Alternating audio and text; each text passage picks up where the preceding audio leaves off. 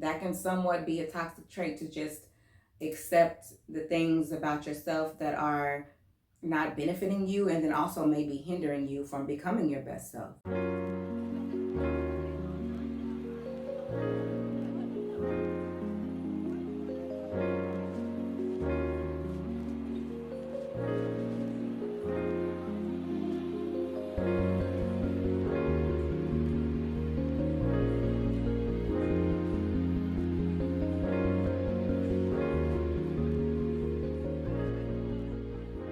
Hey girl, hey, it's me, Amber D, and thank you so much for coming through for another video. If you haven't already, please be sure to like, comment, and subscribe.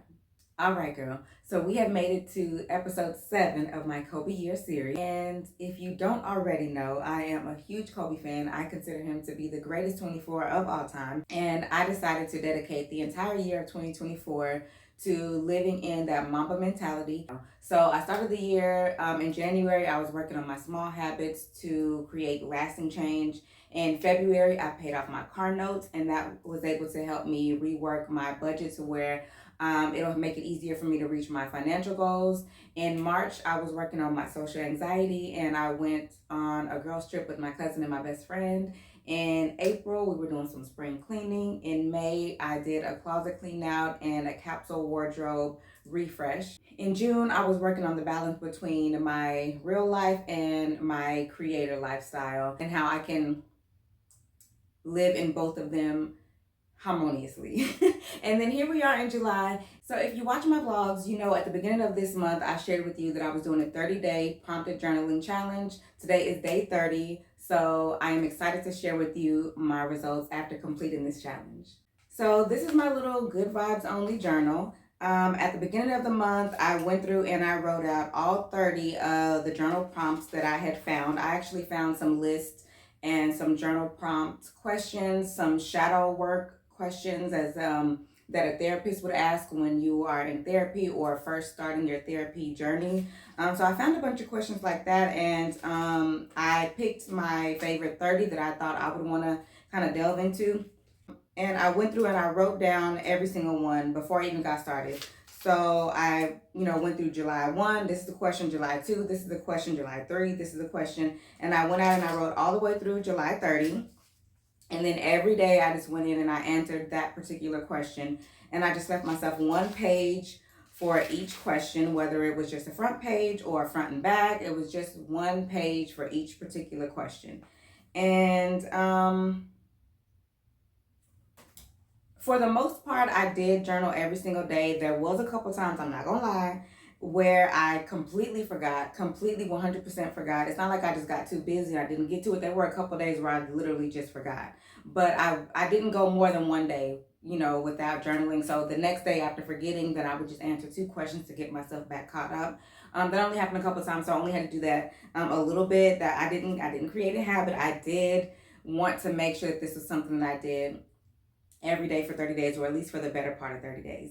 And I did, and I completed it. There are a few questions in here where I did do a full front and back. There are some questions that just got like a front page or half a page. My shortest, my shortest answer to one of these questions, oh, here it is. It was literally day 15. If you could make one change in the world, what would it be to end racism? Next question.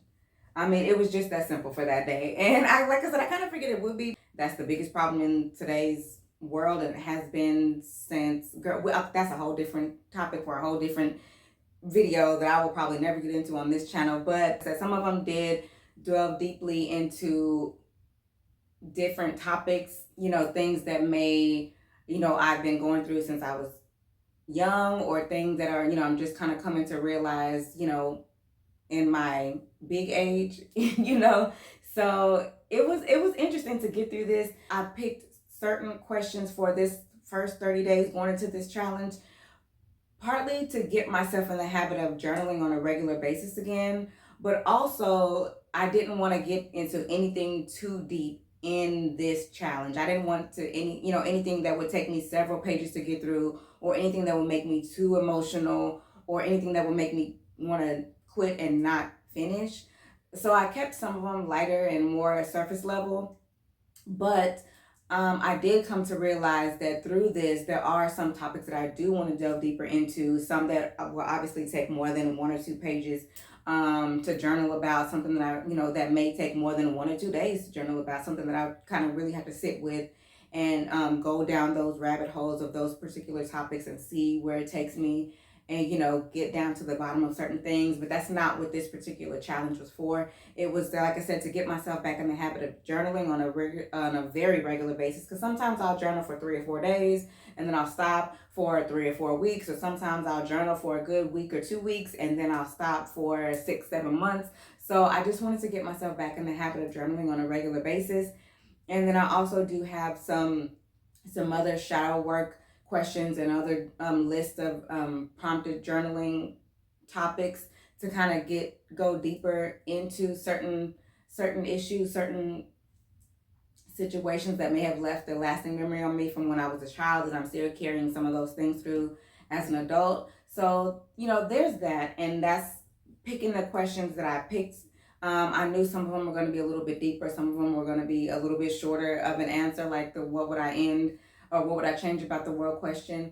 I purposely chose that. I didn't put them in any particular order as far as, making the easier questions or the shorter answer questions farther apart or closest together. I didn't do anything like that. But I was very strategic in the questions that I put for this 30 days. And now I know which questions that I may want to go back into and, elaborate a little bit more on my answers, or, just kind of, I feel like I'm good here. I can move on and, work on something else. But honestly, at this point, at the end of the 30-day prompted journaling challenge, do I feel like I've become closer to myself or learned anything new about myself that I didn't realize was happening or I didn't realize I was doing? I don't know if there's anything I didn't realize I was doing or that I learned completely new about myself, because I do feel like I'm somebody who knows myself really well and I'm not afraid to ask myself those deeper questions.